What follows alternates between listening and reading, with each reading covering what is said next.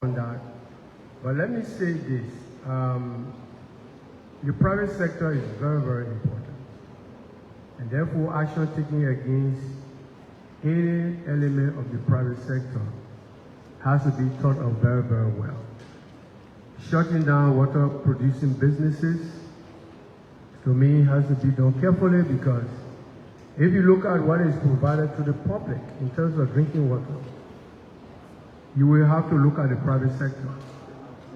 I don't think there's any one of us here in our homes who can turn on the tap from the LWSC and drink the water. I think we haven't reached to that level yet, although we may be working towards that. But it is very important to understand that probably 80% or 75% of our drinking water is either from private sources, like wells, or companies that produce water either by bottles or by sachets. So to take action against them, we have to be very, very careful. And this is why the Commission is working to ensure that these exercises are done jointly with the Commission and not done in silos. And this speaks bigger to the point of fragmentation. We have to look at what we have at the moment in terms of the mechanisms we use to be able to either regulate or improve infrastructure. I think this is key, and we need to look at that very, very well as we go along. But again, I'd like to say this is a very important start, and I think this should be institutionalized.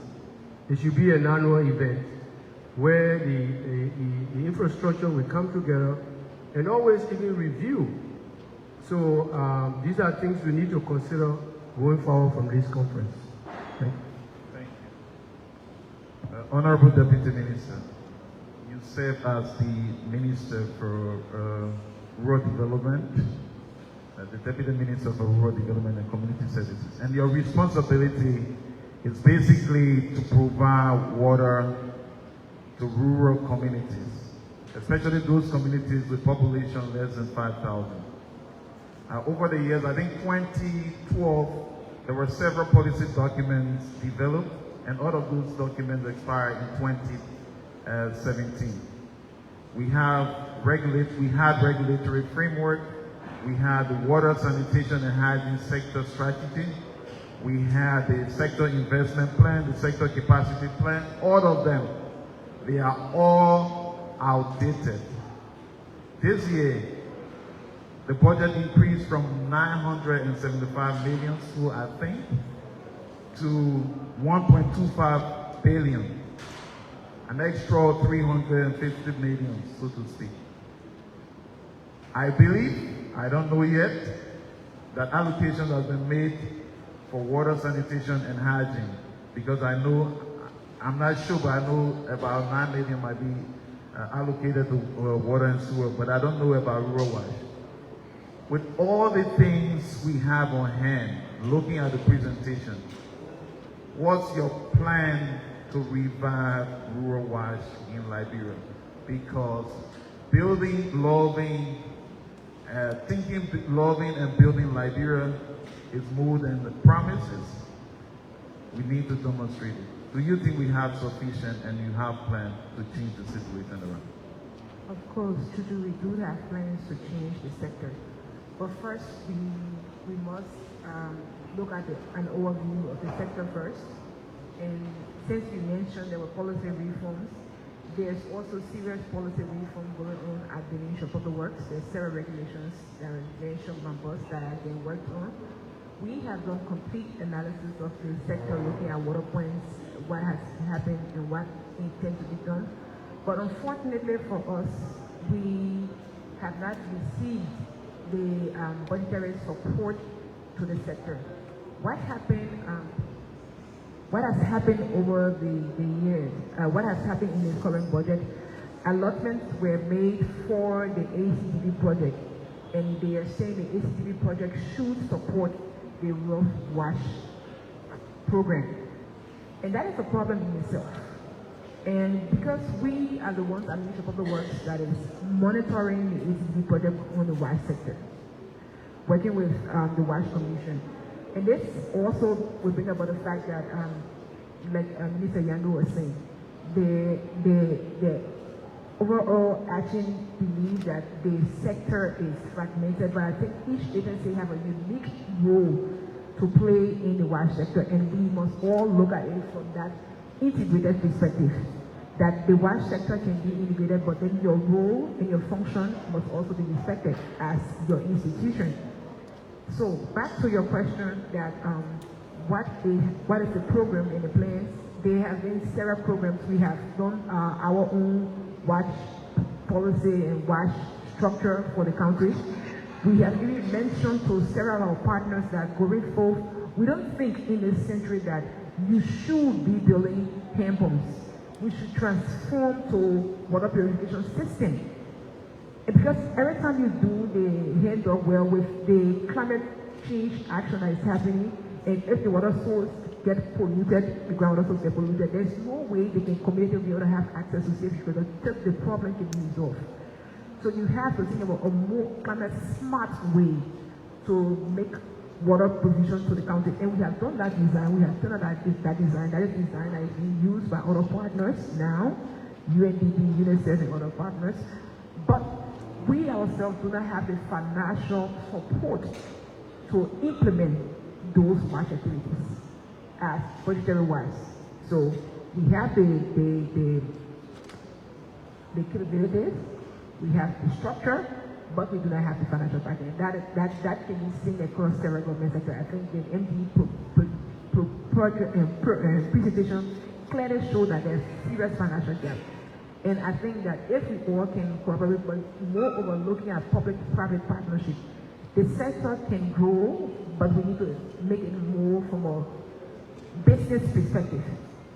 And it's not just for water supply, but it's also with sanitation.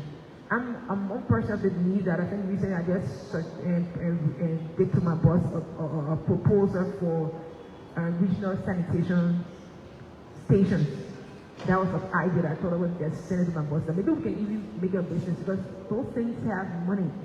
But as a government, as national, if we don't think about investing in a sector, then we can't get a return. And we must all look at this sector as business sector that can give back generations to the government. We are looking at moving towards $1 billion, but there are sectors that can give the government money to make it to $1 billion. So that's my question.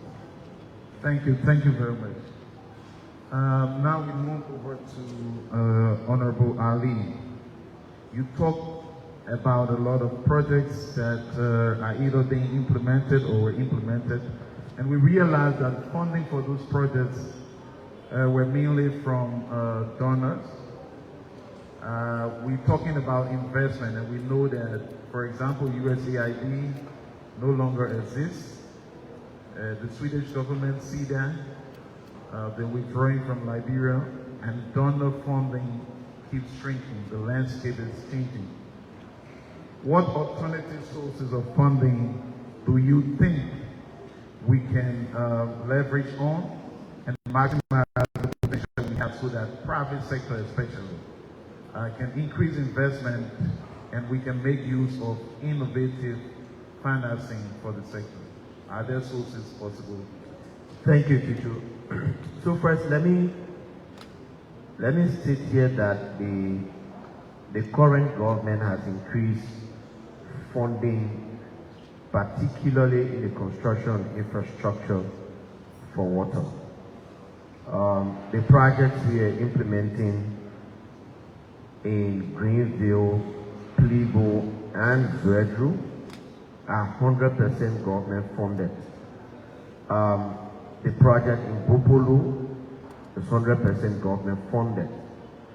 The major infrastructure, yes, the World Bank, and now we are in discussion with the African Development Bank.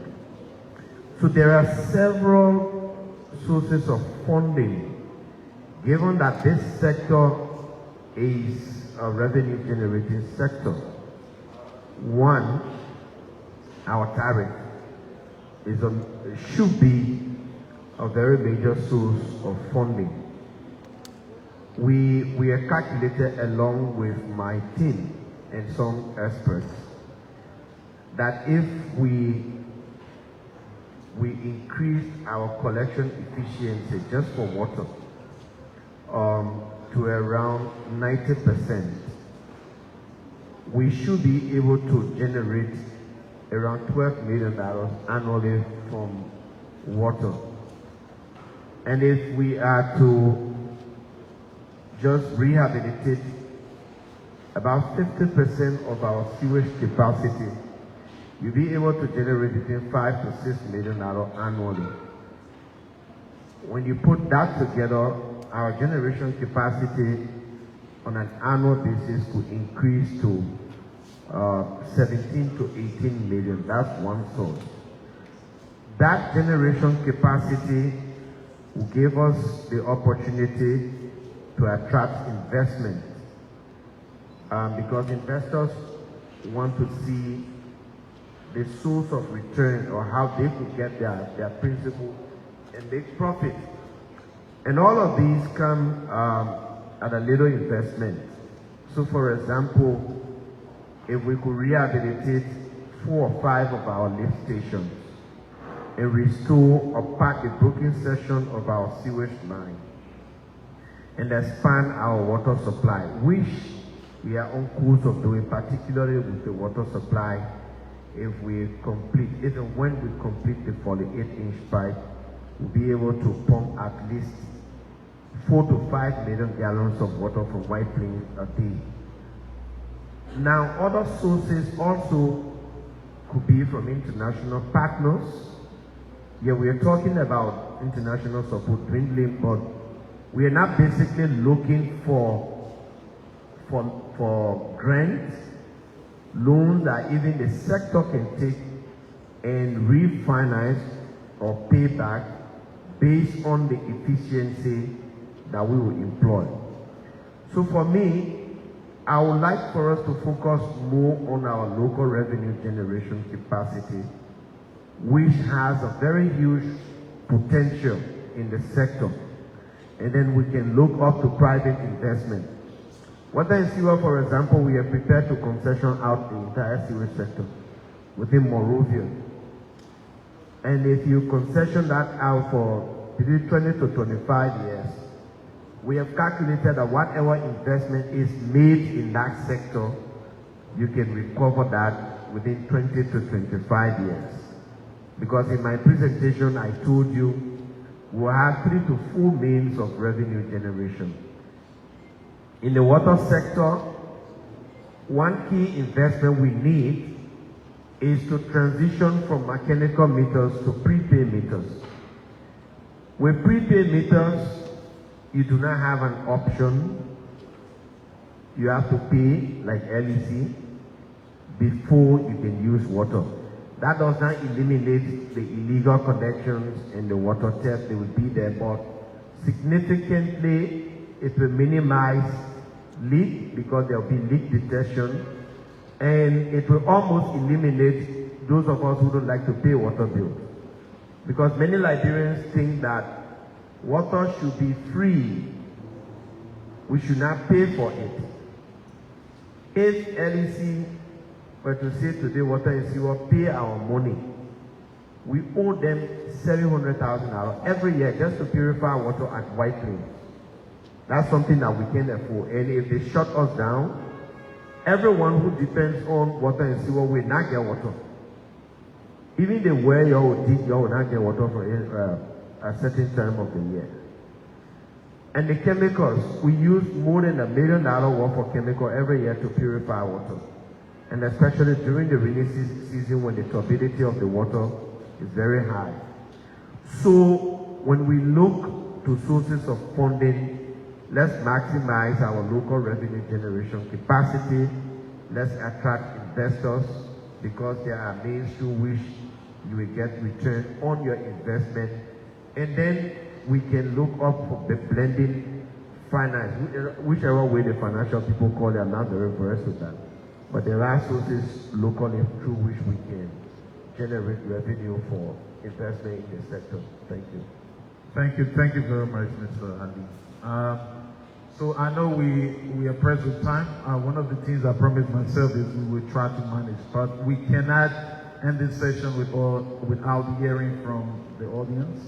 I know you have pressing questions. What we're going to do is, and please, I will ask one of the stewards to take a roving mic in the audience. I just want you to be very succinct, stick to the point, and if you can be specific, direct your question to the person, the panelists to respond. We will take, I wanted to take the full question. Yeah, the minister will come in last. All right, yeah, please go on. Thank you. Thank you, Mo. Water Mo. You know, a lot of us, any of us know the problem is just being able to express here. And I think that's part of what we need to do a lot more. You have a big presence on social to let the public know the challenges that you have, those that are in the decision-making processes to get to the budget and then you get involved in it. But clearly, with this kind of archaic sewage management system that you have, it's not just about the health rates, but this is something that we need to prioritize, Minister.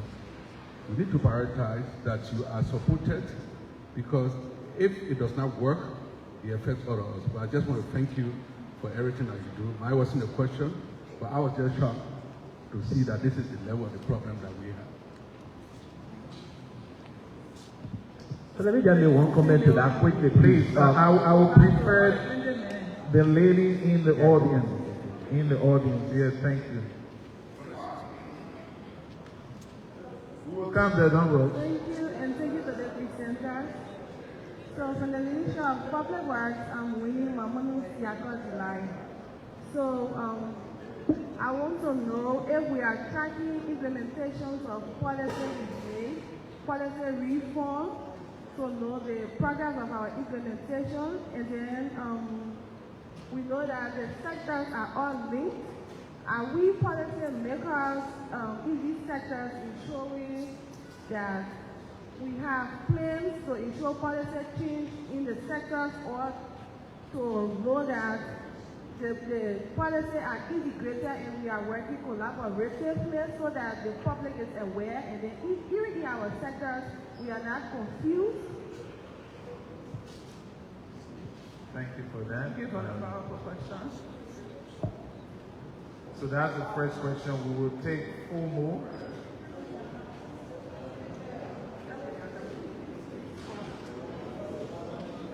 We will take 4 more questions. Okay. Good morning. My name is Joe Morris Carpley from the Engineering Society of Liberia.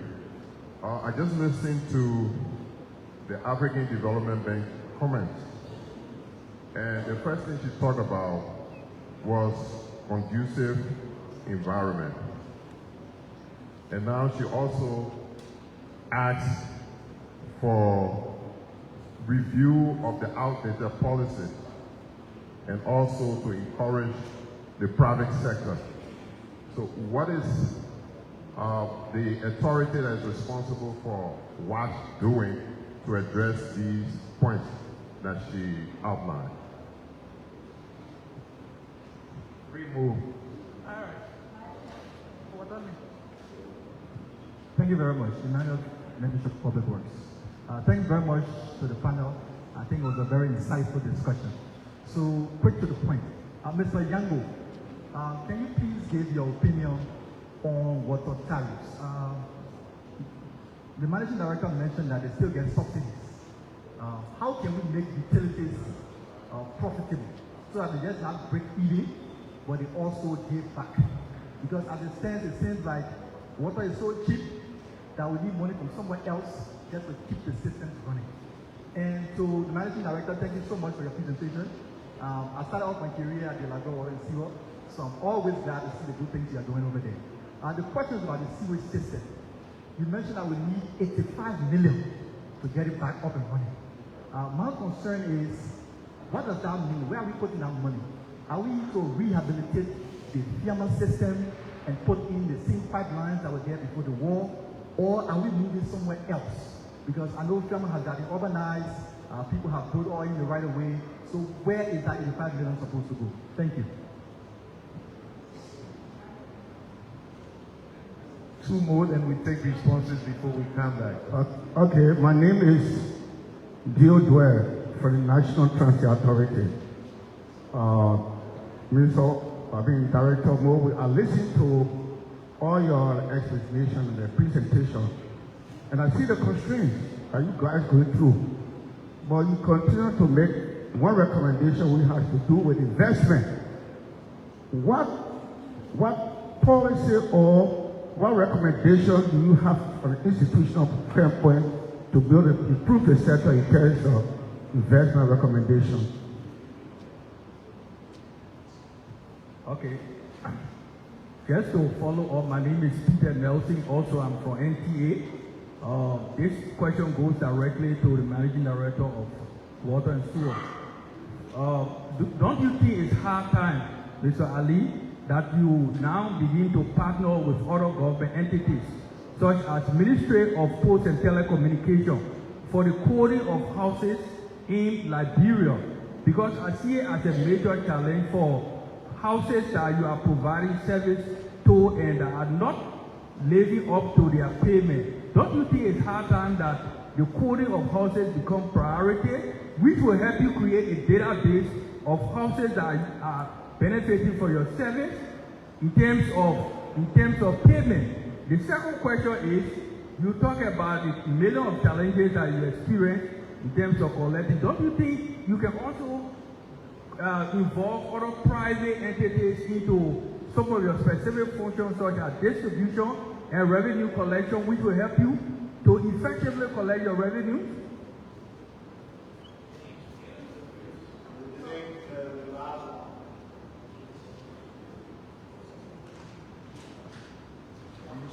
Thank you.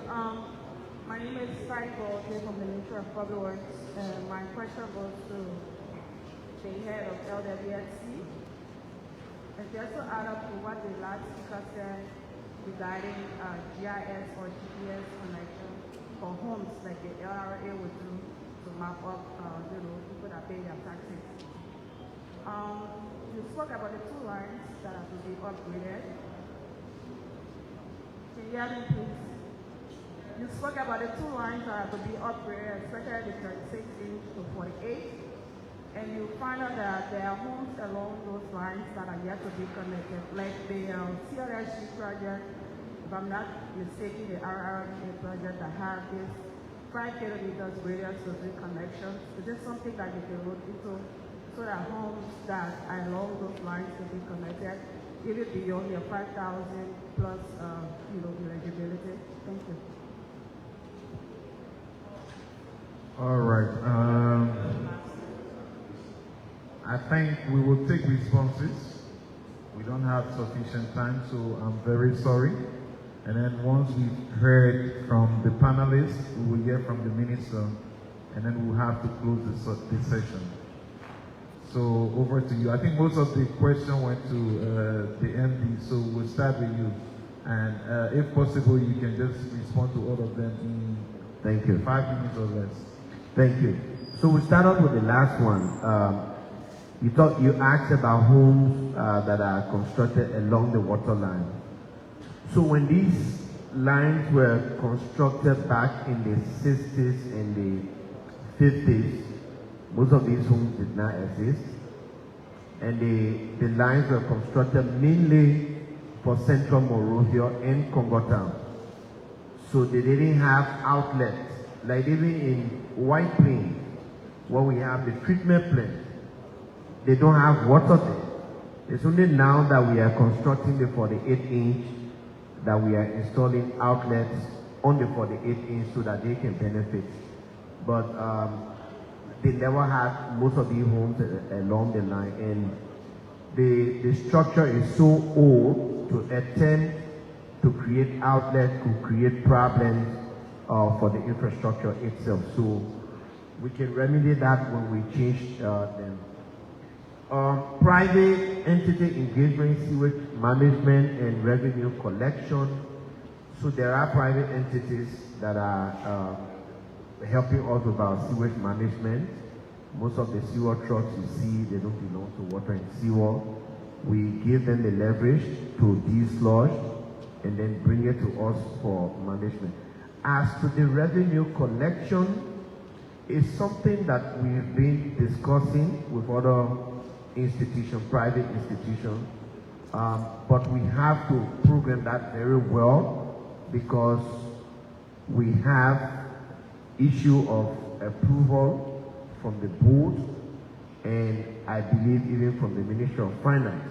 So it's something that we want to do. On the GIS thing, just yesterday the Ministry of Post and Telecom was here, they were talking about it. We will partner with them, but I want to let you know that every house that we connect at water and sewer, they are in our GIS system. We do mapping of those houses. We have a very clear map and they are coded. So we can go into our system and just locate exactly where a house is for either disconnection or reconnection. So we have our own mapping system and it's all web-based, it's on the GIS. Even our pipeline, so everywhere we have a pipe connection, those that are connected legally, we know where they are and we can pinpoint the exact location. Investment recommendation. Yeah, you know, we're working with institutions, we're working with partners. One thing that will attract investors is a comprehensive feasibility study on our system. Something that we don't have yet. And you know, things are expensive. Most time, people think it's just cheap to conduct feasibility study.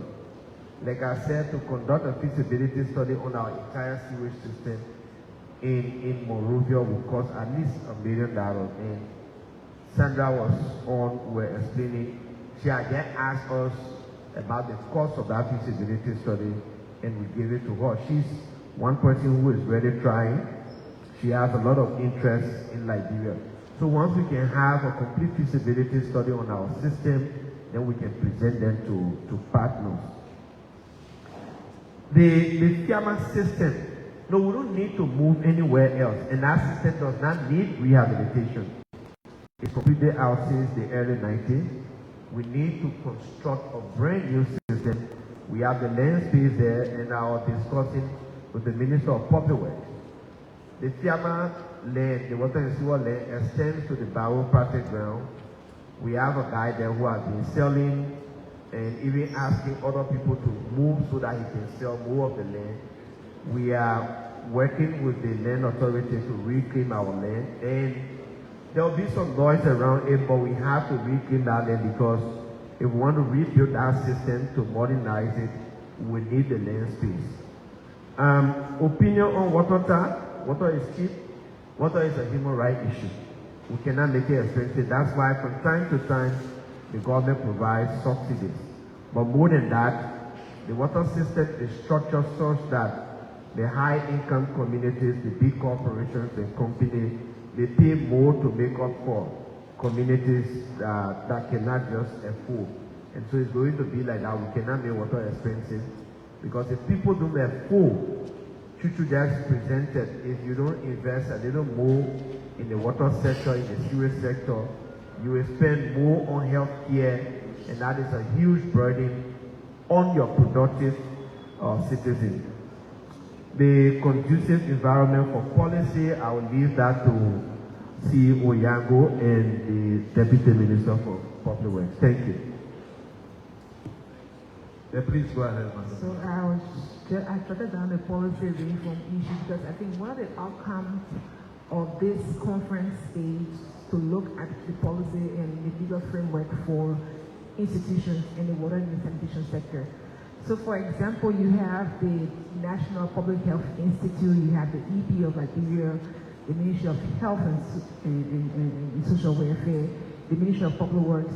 Liberia Water and Soil Corporation, and the National Wash Commission as the regulator.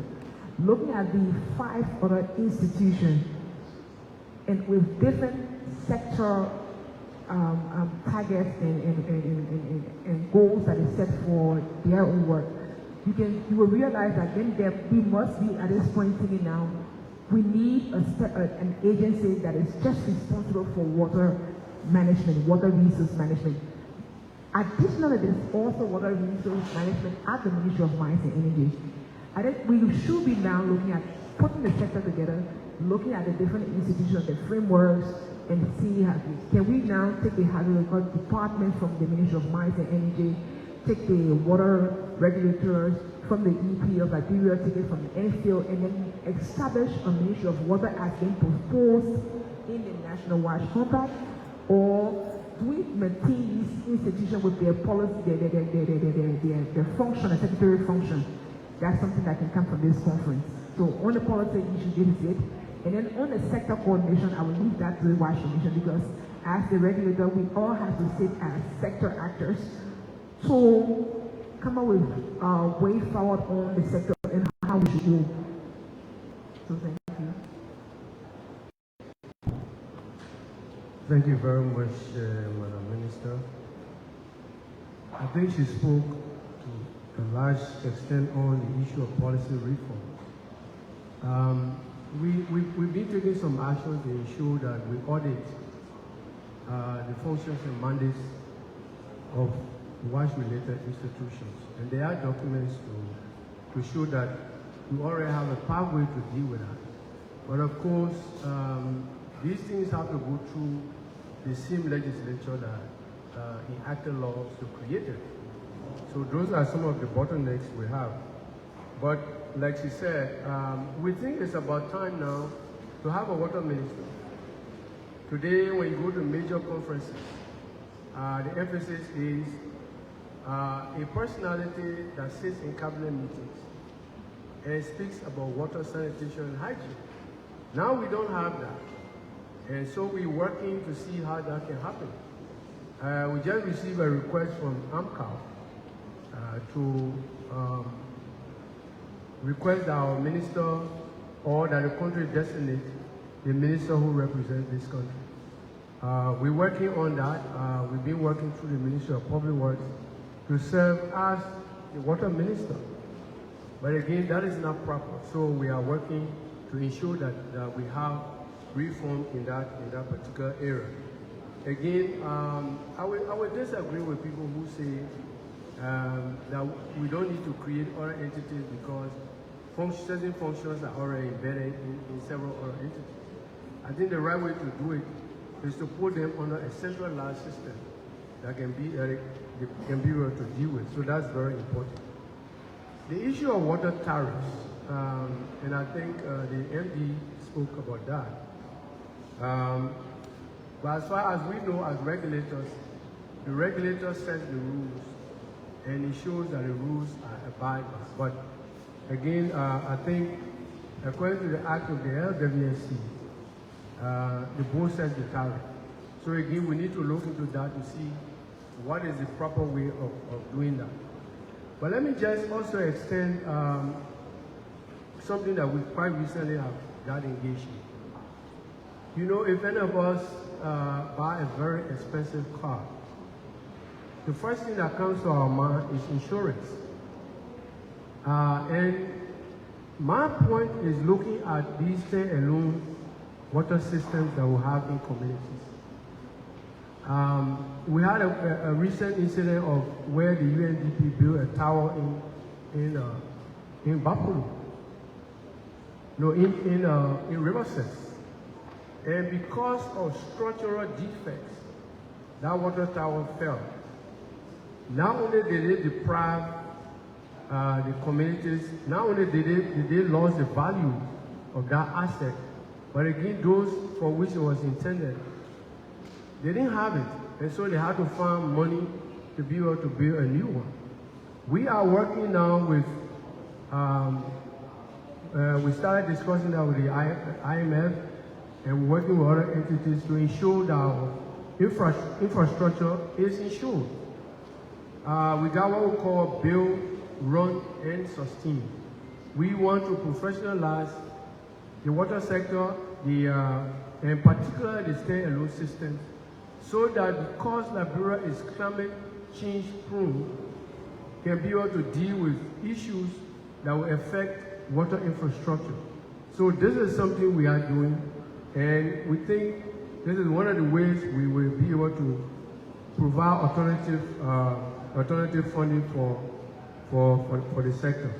But again, there are measures. For example, we have the compact that is with the president now, and that compact clearly spells out that we need a water ministry. There are other instruments that we are working. For example, the issue of the open defecation-free roadmap, which is something we want to achieve. This country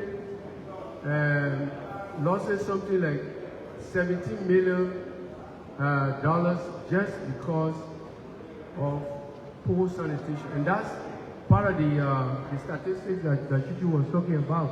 So this is very, very important, and we think we are moving, and collectively, like this forum, we're talking about the IT, we're talking about sports, but again, the fundamental ingredient for health to be able to do those things is water and sanitation.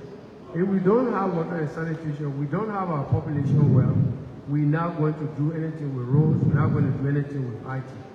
So I think I'll just make this as a closing remark. Thank you. Thank you very much. Thank you very much. Now, before we end this session, we will hand over to the minister, who will give us remarks, and it will climax and end the session. Over to you.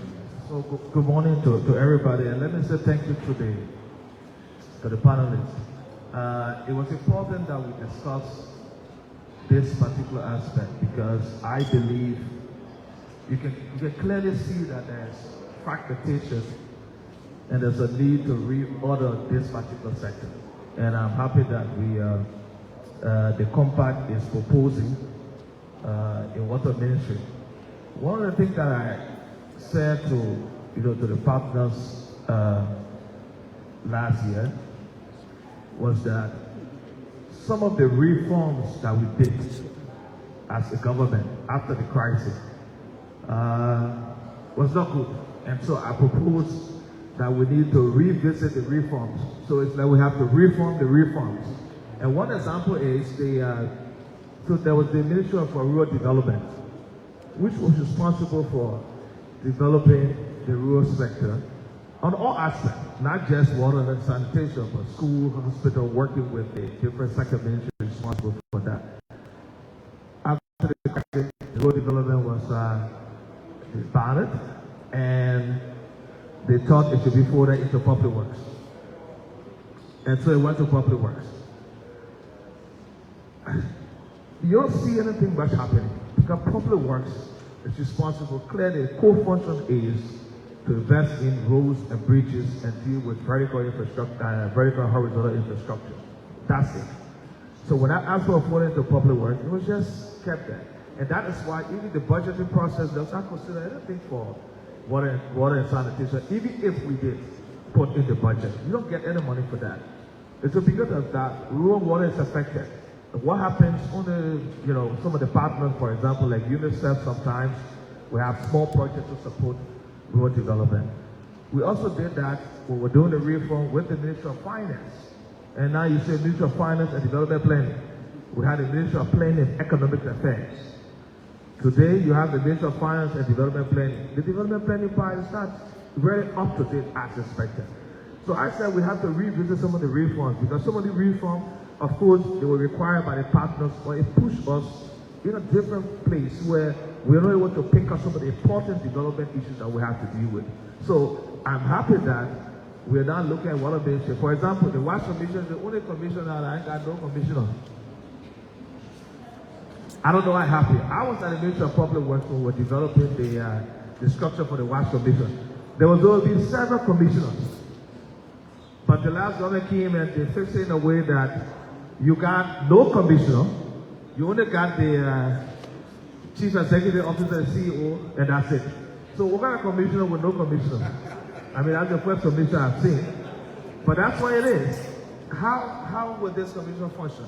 So my thing is, with the proposal for the water ministry, we're supposed to be the policy institution to deal with all of these issues. Because, for example, sanitation is not just about water. It's about how we manage our waste, all the waste. More we're talking about the sewer system. We're talking about garbage and all that. That's what sanitation, how you manage the entire waste that's created. So there has to be a ministry that looks at that, even working with the local government, like the city government, for example. It is the city government that deals with cleaning the city. How do they manage waste? So there has to be that ministry that look at that holistically. And I would think that if we have the water ministry there, we don't need to have wash commission anymore. Because it's a waste of time. Why you have wash commission, you have the water ministry that will look at all of that. Provide the policy and regulation direction for the entire sector overall. So that's something that we'll look at. Of course, Nyako will still have his job. Even if we take the wash commission, he will still have his job.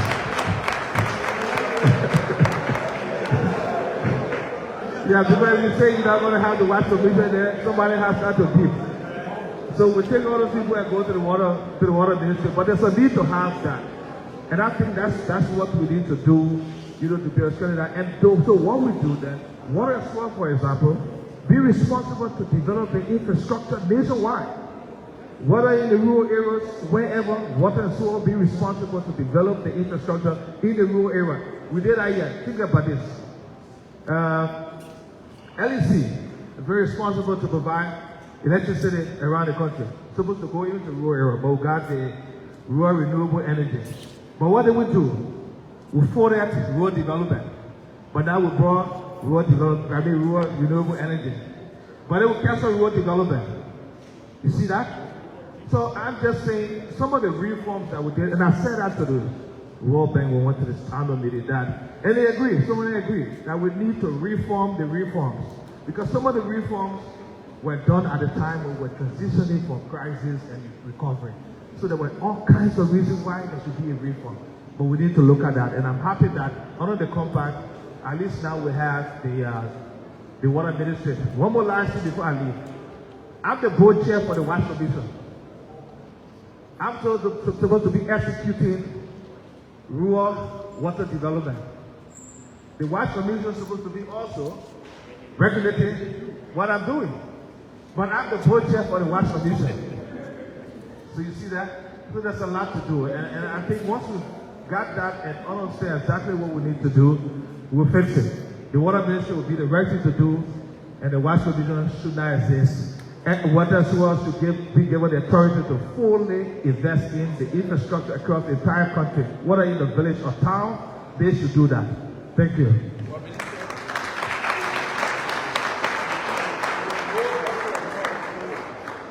Yeah, Mo is a member of the Wash Pool. Then Mo should be regulated by Wash Commission.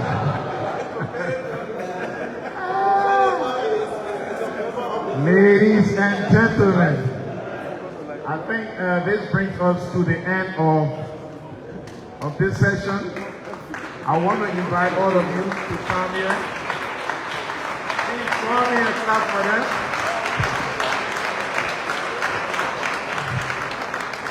So we will have a photograph, and please, I'll have to stand with you. Let me take the honor. Big round of applause for the panel member. A big round of applause for our panelists, please. Mr. George Yango, Madam Josiah Tapla, Mr. Mo Ali, and Mr. Tutu Sema. Thanks so kindly. Please retire to your seats.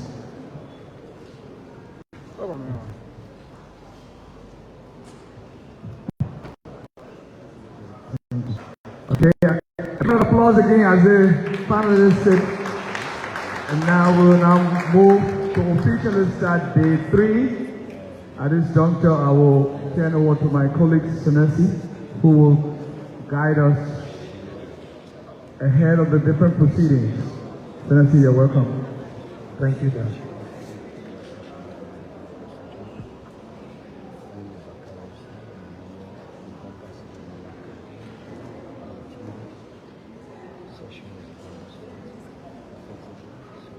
ladies and gentlemen, welcome to day number 3.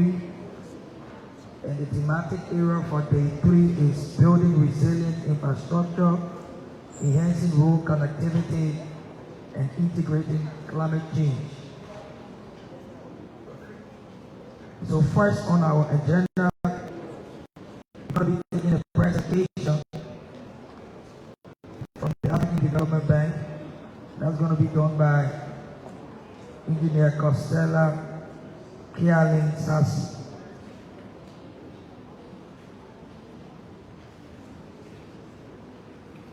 So can you please clap for the lady?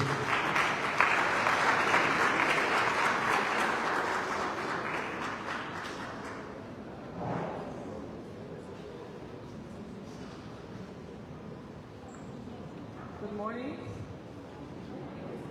All right. So it's good to start off day 3. And to the Minister of Public Works and your team, thank you so much for this leadership. The conference has actually set the pace for strategic development and sends a strong signal to partners and investors. So I'm just waiting for them. Okay, I'm ready. Because according to my time, I took 10 minutes. So I hope it's the same.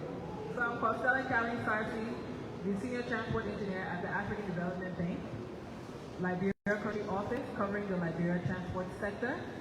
And I'll be presenting on financing Liberia road projects, partnerships, collaboration, and regulatory support. Next slide. Okay. Roads are catalysts for growth. So what happens when a corridor improves? When a corridor improves, when it's upgraded, it's paved, you have lower transport costs and lower travel time with certainty, connectivity to farms and SMEs to markets, reduce post-harvest loss, strengthen port to hinterland logistics, cross-border trade and facilitation, and then it improves access to social facilities. But what it does is crowd investment once the connectivity is reliable. That is how it transforms from access to opportunity. Next slide. So beyond the asphalt, what is the added value that roads can bring? Besides the lowering lean transport costs and vehicle operating time, you have reliable year in and year out accessibility. There is market expansion because better access to buyers and inputs leads to higher sales volume and improved farm gate prices. You have value chain processing addition. It enables storage, aggregation, agro-processing, and light along key corridors. Jobs, of course, and local enterprises are boosted through connectivity, and then there's access to services and safety. Next. So, looking at from Liberia's perspective and the African Development Bank's activities in Liberia now, there is a challenge. You see that Liberia knows exactly what it needs. They know the corridors that need to be developed so that we can unlock the added value chain. But what is limited are the fiscal space. To even come up with the counterpart funding that is required for some projects, it is challenging. There is a maintenance backlog, and the rainy season or the climate change has not even helped that. There are readiness gaps at times. Full feasibility studies and designs are not ready when investors are ready to know what Liberia needs.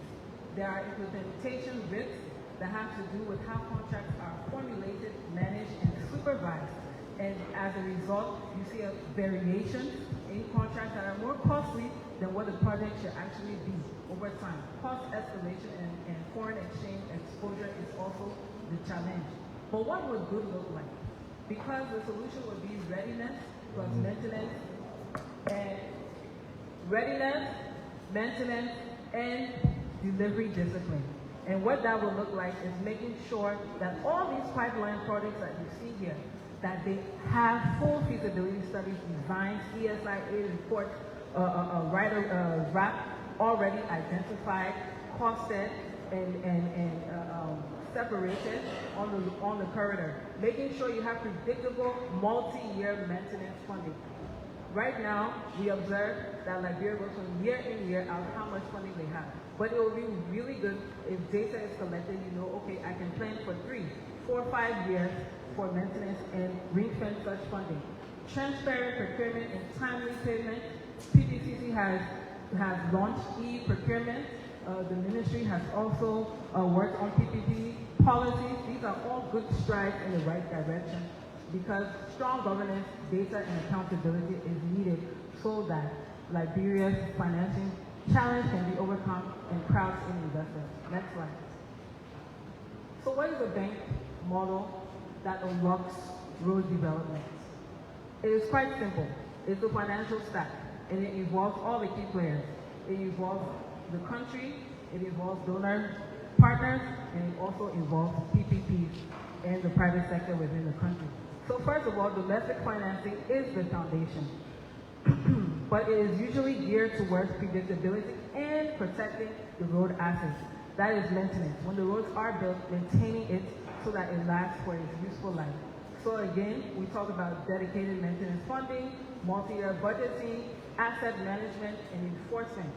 And another key thing is alignment with national, regional, continental, and worldwide goals, such as the ECOWAS Strategic Plan, the African Union Strategic Plan, the African Development Bank Strategic Plan. These are alignments that the country needs to look at so that the projects are more bankable. Then the development partners then come in. They come in with the comfort of concessional loans. Loans that you can take for a longer period of time are much cheaper. Also, they come in with co-financing as well. It is financing of road projects does not come from a single source. It comes from many sources. Sometimes there are 3, 4, 5 different funding sources on a single project, and you'll see examples later. We come with sometimes guarantees and credit enhancement and project preparation facilities to help support implementation.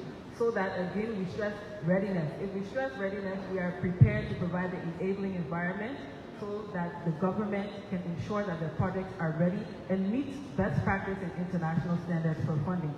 Then we come to the last part, which is PPP. That is a selective add-on.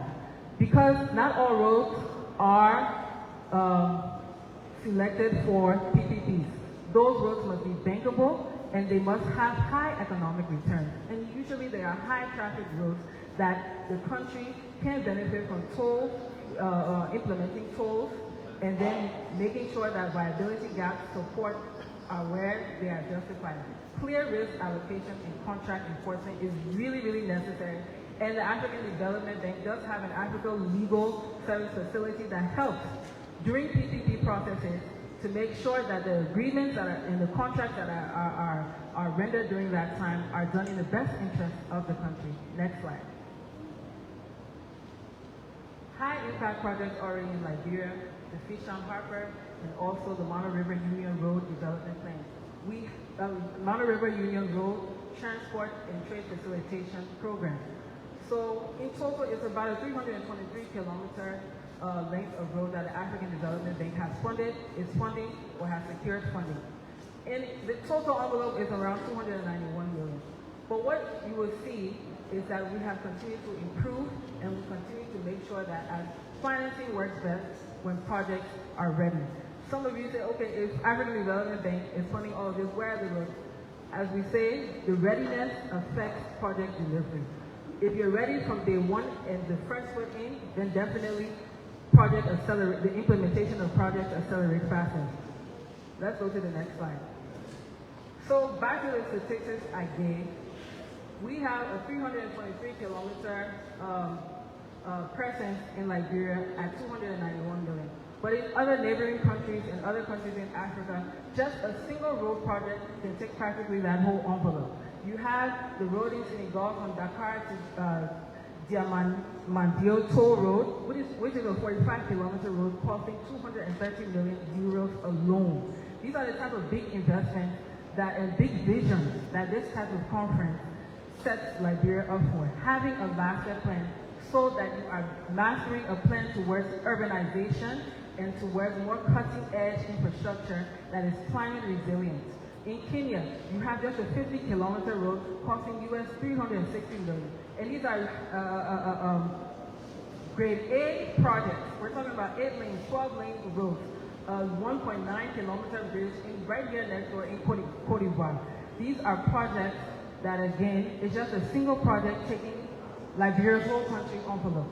But plans and activities like these, Mr. Minister, are what sets Liberia in the right path towards getting these major projects that will transform not only lives, but the state of the art infrastructure in Liberia.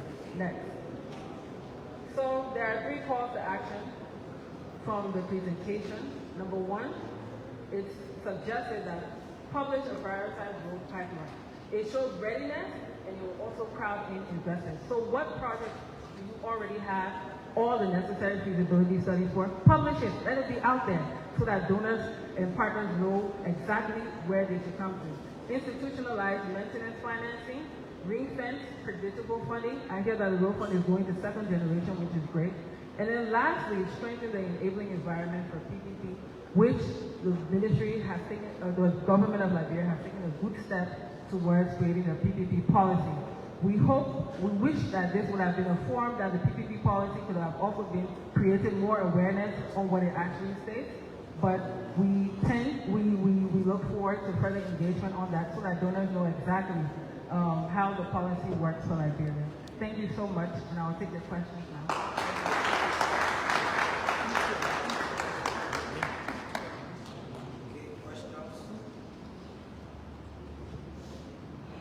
Questions? Okay, I think she was clear enough. Speak now or forever hold your questions. But I'm around if there's any questions. I can answer it and we can further have conversations. I'll be in the next panel. I'm sure we can still discuss about financing Liberia and financing your project. Okay. Thank you. Thank you, Madam Sassi. Please clap for her again. Okay, we're taking a 3 to 5 minutes just break, just stretch up as we prepare for our next panelist discussion.